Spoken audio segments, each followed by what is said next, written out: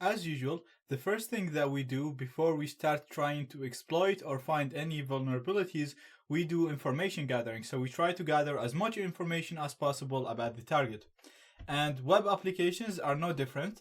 So we're going to start by trying to get as much information as we can about the target IP address, the domain name info, the technologies used on the website, so what programming language is used, what kind of server is installed on it, what kind of database is being used. We're going to gather information about the company, the DNS records, and we'll also see if we can find any files that are not being listed or any subdomains that are not visible to other people. So the first thing that we're going to have a look on is Whois Lookup. Whois Lookup is a protocol that's used to find owners of internet resources. For example, a server, an IP address, or a domain. So we're actually not hacking or doing anything. We're literally just retrieving info from a database that contains information about owners of stuff on the internet. So, for example, when you sign up for a domain name, if you wanted to register a domain name for yourself, for example, zaid.com, when I do that, I have to supply information about myself, my address, and then the name will be stored in my own name, and people can see that Zaid owns this domain name. So this is all we're going to do. If you Google Whois Lookup, you'll see a lot of websites providing this service.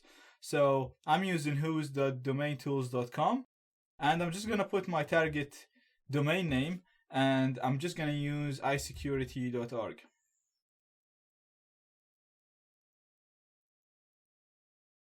So as you can see, very simple, and we get a lot of information about our target website. You'll see the email that you can use to contact the domain name info. Usually you'll be able to see the address of the company that has registered this domain name, but we can see that this company is using privacy on their domain, so you can't really see the address.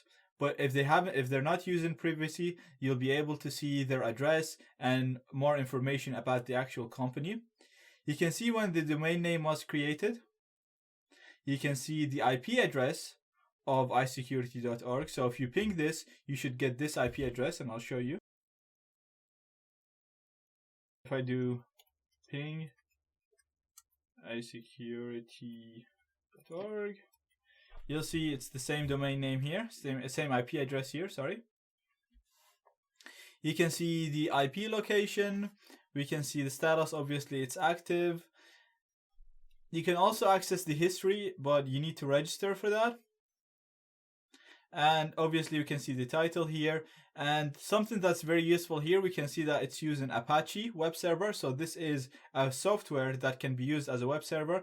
And we can see that iSecurity uses this web server, and it's of version 2.2.31. So again, we can use this to find exploits. We can see that it's using Unix, the operating system of the website, of the server, and it's using the following add-ons as well. It's using mod SSL and OpenSSL.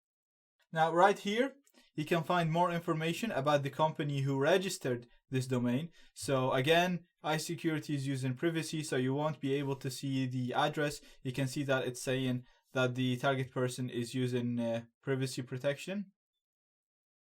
But usually you'll be able to see phone numbers and addresses of that company.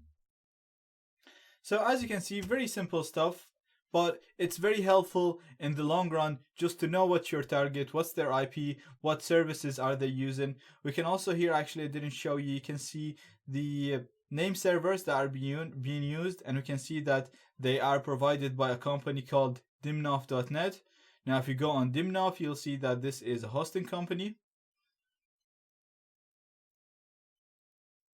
So if we go on the English version, that you'll see that this is a hosting company. And again, you can even use this hosting company and try to social engineer your way maybe into hacking into your target, into iSecurity.